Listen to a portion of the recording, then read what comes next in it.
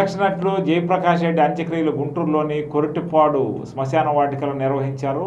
ఈ జయప్రకాష్ రెడ్డి అంత్యక్రియలకు ఎమ్మెల్యేలు ముస్తఫా, మద్దాలగిరి తదితరులు పాల్గొన్నారు. Jabardasth team, Jayaprakash Reddy makeup man ఈ కార్యక్రమానికి హాజరయ్యారు. అంత్యక్రియల్లో పాల్గొన్న జయప్రకాష్ రెడ్డి కుమారుడు చంద్రప్రసాద్ రెడ్డి ఆయనకు PPE కిట్లు ధరించి దహన క్రియల్లో పాల్గొన్నారు.